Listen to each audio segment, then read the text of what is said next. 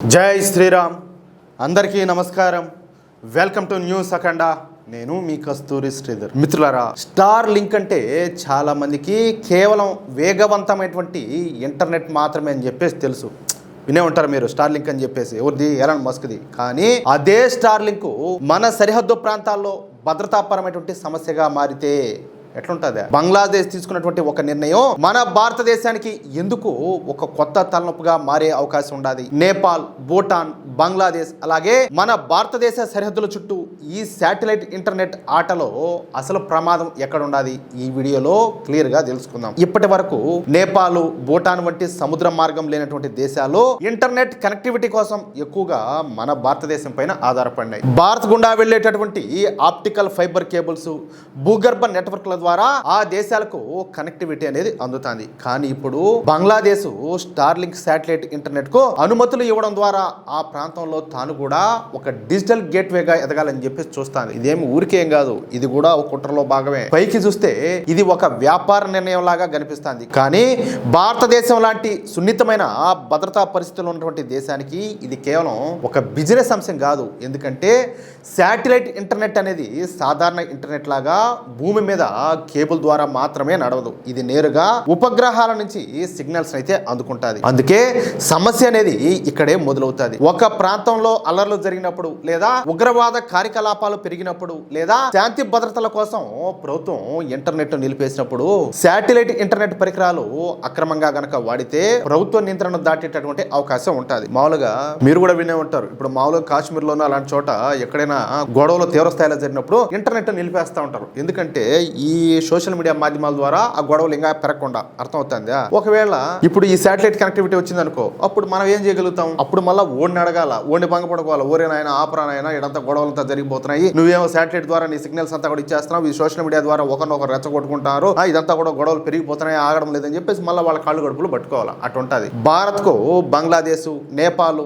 భూటాన్ అలాగే మయన్మార్ వంటి దేశాలతో సున్నితమైనటువంటి సరిహద్దులన్నీ కూడా ఉన్నాయి. కొండలు, అడవులు, నదులు, గ్రామాలు కలిసినటువంటి ఈ ప్రాంతాల్లో అక్రమ రవాణా, చొరబాట్లు, దేశ వ్యతిరేక నెట్వర్క్లను అడ్డుకోవడం అంత ఈజీ అయితే కాదు. అలాంటి ప్రాంతాల్లో స్టార్ లింక్ వంటి పరికరాలు అక్రమంగా గనక చేరితే అవి కమ్యూనికేషన్ కోసం వాడబడే ప్రమాదం కూడా ఉంటది. ఇక్కడ మరొక కీలకమైన విషయం కూడా ఉండాలి. స్టార్ లింక్ వంటి శాటిలైట్ ఇంటర్నెట్ వ్యవస్థల్లో జియో ఫెన్సింగ్ అనేటటువంటి టెక్నాలజీ ఉంటది. అంటే ఏ దేశంలో అనుమతి ఉంటే ఆ దేశం పరిధిలోనే సేవలు అయితే పనిచేయాల. కానీ సరిహద్దు ప్రాంతాల్లో సిగ్నల్ స్పిల్ ఓవర్ అలాగే కవరేజ్ ఓవర్ ల్యాప్ వంటి అంశాలన్నీ కూడా భద్రతా వ్యవస్థలకు కొత్త సవాళ్ళన్నీ కూడా తీసుకురావచ్చు.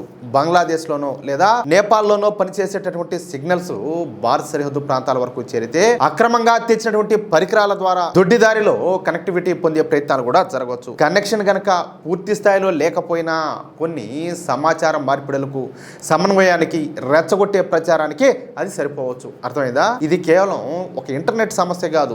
ఈ రోజుల్లో ఇంటర్నెట్ అంటే యూట్యూబ్ చూడడం, లేకపోతే మెసేజ్లు పంపడం మాత్రమే కాదు. డ్రోన్లు, అలాగే surveillance, field communication, cyber operations, సమాచార యుద్ధం ఇవన్నీ కూడా ఇంటర్నెట్ పైన ఆధారపడుతున్నాయి. రష్యా ఉక్రెయిన్ యుద్ధంలో శాటిలైట్ ఇంటర్నెట్ ఎంత కీలకంగా మారిందో ప్రపంచం అంతా కూడా చూసింది. డ్రోన్లకు కమ్యూనికేషన్ ఇవ్వడం, ఫీల్డ్ లో ఉన్నటువంటి బృందాలకు కనెక్టివిటీ ఇవ్వడం, అలాగే శత్రువుల యొక్క ప్రాంతాల్లో సమాచారాన్ని పంచుకోవడం, ఇలాంటి అంశాల్లో శాటిలైట్ ఇంటర్నెట్ అనేది పెద్ద పాత్ర అయితే పోషించింది. అందుకే మన భారతదేశం జాగ్రత్తగా ఉండడం అనేది సహజమే. దేశ భద్రత విషయంలో మన మోడీ ప్రభుత్వం ముందుగానే ఆలోచించి తరువాత నిర్ణయం తీసుకునేటటువంటి ధోరణిని సరిగ్గా అనుసరిస్తుంది. కొత్త టెక్నాలజీని స్వాగతించాలా, కాదనడంలే. కానీ మన దేశ భద్రతను ఫణంగా పెట్టి అయితే చేయకూడదు. అంతేనా కాదా? ఇక్కడ కొంతమంది అడగొచ్చు, స్టార్ లింక్ వస్తే గ్రామీణ ప్రాంతాలు కూడా ఇంటర్నెట్ వస్తుంది కదా అని చెప్పేసి. మీరు చెప్పింది అయితే నిజమే.